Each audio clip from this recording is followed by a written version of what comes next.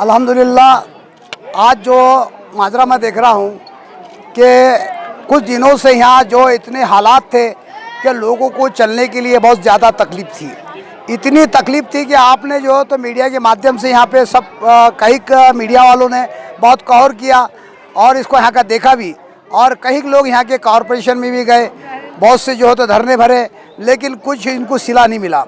आप कुछ लोग मेरे पास आए, साहब खां साहब इससे पहले भी जो है तो आपने यहाँ के जो है तो लेवल करके दिया था और मुरम डाल के ये तो रूलर घुमा कर काम किया था, तो आप भी आइंदा, हमको तो शर्म आ रही है। बोले लेकिन क्या करें, मजबूरन लगे, कोई नेता आते और हमको लड्डू हाथ में देके चले जाते, आश्वासन देते और बड़ी बड़ी बातें करते कि भाई आज हो रहा, कल हो रहा, परसों हो रहा, ऐसे कई दिन गुजर जाते और फिर इलेक्शन आ जाते, वही मामला सिलसिला चलता रहता है। लेकिन आप कुछ निर्णय लीजिए। तो अल्हम्दुलिल्लाह मुझे गुलिस्ता पीछे जुमे को जो तो यहाँ बुलाया गया और यहाँ के सर्वे कराया गया, और सर्वे करने के बाद जब मैंने देखा तो ऐसे हालात थे, जो बच्चे स्कूल को जाते थे, कई नमाजी मस्जिद के अंदर जो जाते थे उनको जाने के लिए घरे हुए नमाज़ पढ़ रहे थे, और कोई स्कूल में बच्चे जाने वाले, कोई मकतब में जाने वाले, ये सब घरों में थे। जब देखा मैंने तो मुझे एहसास हुआ कि साला काश हम जो है तो बर्थडे के अंदर 5-10 लाख रुपए बर्थडे के अंदर खर्चा करते हैं, काश ये खर्चा जो है तो हम गरीबों की बस्ती के अंदर करेगा तो यही हमें सवाल मिलेगा।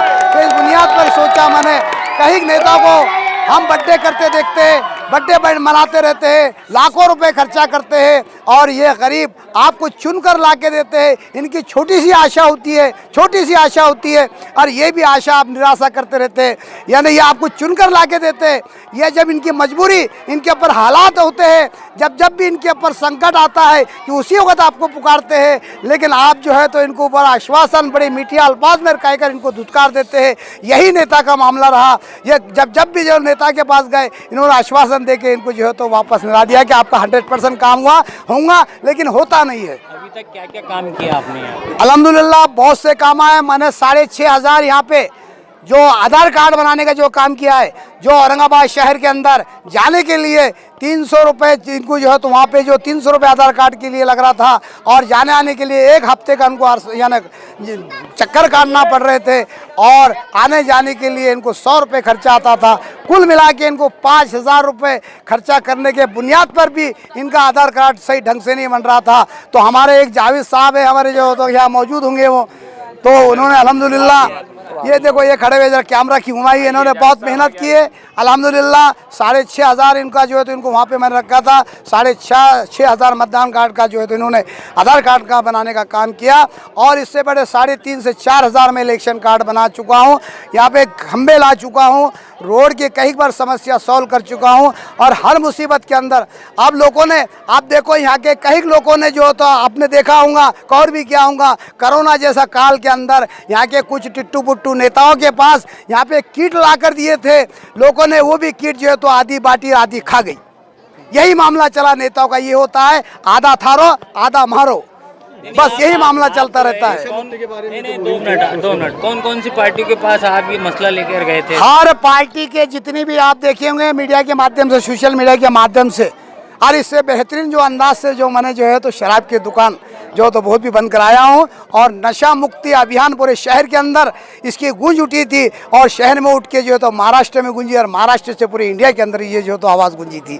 तो ये एक नशा मुक्ति अभियान। और इसके बाद मैं वार्निंग दे रहा हूँ, यहाँ के जितने भी शराब की दुकानें हैं, यहाँ बुराई है, जितने भी बटन है, जितने भी जो कारोबार चल रहे हैं, बुराई है, झगड़ा है, फिसादात है। अल्हम्दुलिल्लाह मैं वादा दिलाता हूँ यहाँ की जनता से, जो मुझे यानी आज जो ये मुझे साथ दे रही है, और इनका भी कहना है कि भाई साहब खां साहब हमको तुम्हारा जैसा नेता चाहिए, और मैं भी इनको आश्वासन दिलाता हूँ, आश्वासन नहीं वादा दिलाता हूँ, आश्वासन तो झूठे होते हैं, लेकिन वादा दिलाता हूँ ये नारेगा को एक ऐसी नमूना बनाऊंगा जैसी स्मार्ट सिटी कहते हैं कि हमारा कमिश्नर साहब, और यहाँ की जनता ने कहा कि वो कमिश्नर साहब ने कहा कि 1-1 करोड़ रुपये हर महल्ले को दे रहे, तो यहाँ की जनता ने कहा कि अभी हमने उसको दान कर दिया।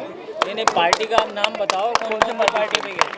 मैं पार्टी का नाम नहीं लेता हूँ, हर पार्टी के पास गए, पूछ लो, जनता से पूछो, ये आप जनता से पूछ लो, आप जनता से पूछ लो, ये जनता आपको जवाब देंगे कौन सी पार्टी से गए, कौन सी पार्टी ने लेके गया, कहाँ गए, ये जनता जवाब दी, मैं मेरे जबान से नहीं देता हूँ। जो इलेक्शन है तो लोग क्या चाहेंगे, आप कौन सी पार्टी से? देखो अभी तो मैं डिक्लेयर नहीं कर रहा हूँ, लेकिन अल्हम्दुलिल्लाह जब भी जो भी पार्टी के अंदर प्रवेश करूँगा, जो भी पार्टी के अंदर प्रवेश करूंगा, लाखों के तादाद के अंदर वो मेरे साथ में जनता नारेगांव की रहेंगी और उसी जो लोक संख्या के साथ में और बड़ी जंक्शन के साथ में वो पार्टी के अंदर मैं प्रवेश करूंगा। और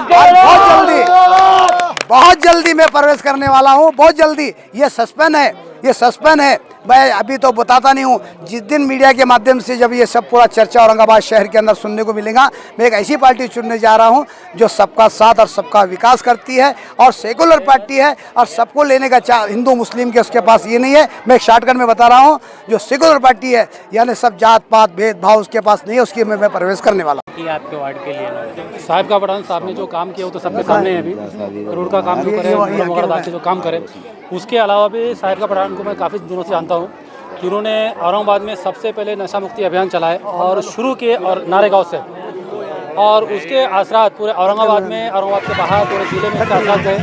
उसके अलावा साहिब का पठान ने अभी एक जो नया मूवमेंट है अभी साथ में ऑटो रिक्शा वालों का, तो ऑटो रिक्शा का इतना बेहतरीन काम का चल रहा है अभी। तो उनके लिए मोर्चा वगैरह निकाल, 17 तारीख को मोर्चा भी उनका, और उस मोर्चा के तहत उन्होंने उनकी नुमाइंदगी करने वाले हैं। और ऑटो रिक्शा का सबसे बड़ा मसला है क्या उनके ऑटो आगे जाती है और पावती उनके पास मिलती है।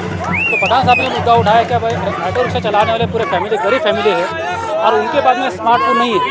उनको जो मैसेज आता है, उनको जो फ़ोन आता है, तो सादे फ़ोन पे मैसेज आता, उनको समझ में नहीं आता। तो इनका बोलना ऐसा है कि भाई उनको ऑफलाइन पावती दो, जो भी पावती देना ऑफलाइन पावती दो।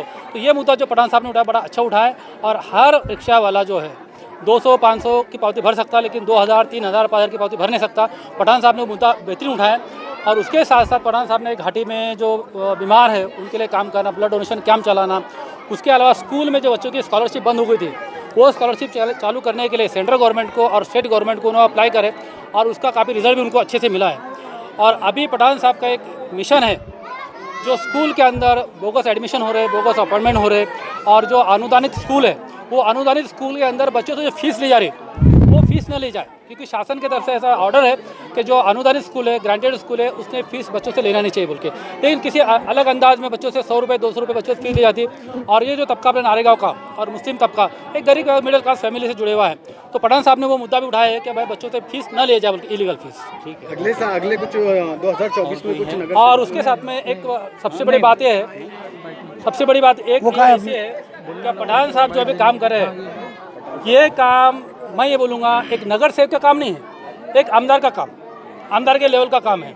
और जिस तरह से शिक्षक आमदार मिलता है, जिस तरह से एक ग्रेजुएट कांस्टिट्यूशन का आमदार मिलता है, उसी तरह से एक रिक्शा ड्राइवर और मालक जो लोग रहेंगे, रिक्शा ड्राइवर जो लोग हैं, उनके लिए एक कॉन्स्टिट्यूंसी होना, उनके लिए एक आमदार होना, ऐसा हम लोग डिमांड करेंगे गवर्नमेंट से। शुक्रिया।